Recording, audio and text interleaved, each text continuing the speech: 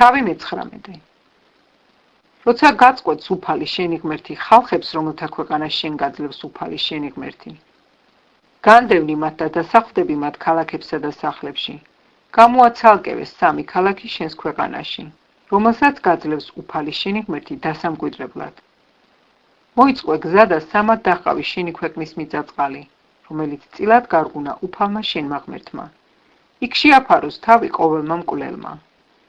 აი წესი მკვლელისთვის, რომელმაც თავი უნდა შეაფაროს, იქ რომ გადარჩეს. ვისაც უნებურად შემოაკვდება თავისი მოყვასი, ისე რომ არ ქონია მისი მტრობა არც გუშინ, არც გუშინწინ. ან ვინც თავის მოყვასთან ერთად წავა ტყეში შეშის მოსაჭრელად, მოიქნევს ცულს ხილს წასაქცევად. ტარს კინა წასძვრება, ბუხდება მის მოყვას და მოკლავს. ამ კაცმა ერთ-ერთ ამ ქალაქთაგანს უნდა შეაფაროს თავი, რომ გადარჩეს. რომ არ გამოეკიდოს მესისხლე მკვლელს ცხელგულზე და არ მიეწიოს, რადგან გზა დიდია და არ მოკლას. ის სასიკვდილო არ არის, რადგან არ ქონია მასთან მტრობა არც გუშინ და არც გუშინწინ. ამიტომაც გიბრძანებ. გამოიცალკევე 3 ქალაქი. ცა გაგიფართოებს საზღვრებს უფალი შენი ღმერთი, როგორც შეეფიცა შენს მამა-პაპას და მოგცემს მთელს ქვეყანას, რომლის მიცემაც აღუთქვა შენს მამა-პაპას. თუ დაიცავ მთელს ამ ანდერძს, რომელსაც დღეს გიცხადებ, რომ შეასრულო ის, შეიყვარო უფალი შენი ღმერთი და იარო მის გზაზე მთელი სიცოცხლე.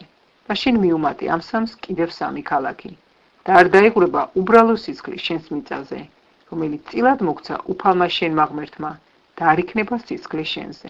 მაგრამ თუ ვინმე მტრობს თავის მოყვას, ჩაუსაფრდება და ეცემა სასიკვდილოდ დაჰკრავს მას, მოკლავს და მერე თავში აფარებს ერთ-ერთ ამ ქალაქთაგანს, მისი ქალაქის უხუცესობამ უნდა გამოიყვანოს იქიდან და გადასცეს მესისხლეს, რომ მოკლან.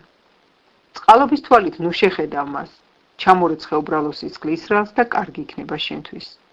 ნუ გადასწებ წინაპართა მიერ გავლებულ შენი მოყვასის სამას შენს წილხვედრილში, რომელიც წილად გერგება იმ ქვეყნად, რომელსაც უფალი შენი ღმერთი გაძლევს დასამკვიდრებლად. ვერ გამოვა ერთი მოწმე ვინმეს წინააღმდეგ რაიმე დანაშაულში, შეცდომაში თუ ცოდვაში, რითაც შეიძლება სცოდოს კაცმა. მხოლოდ 2 მოწმის ან 3 მოწმის სიტყვით შედგება საქმე.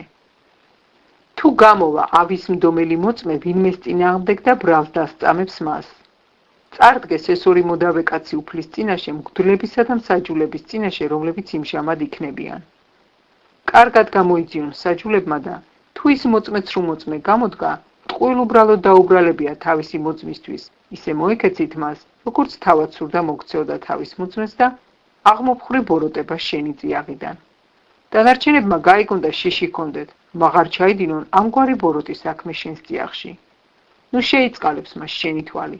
სიცოცხლე სიცოცხლის წილ, თვალი თვალის წილ, კბილი კბილის წილ, ხელი ხელის წილ, ფეხი ფეხის წილ.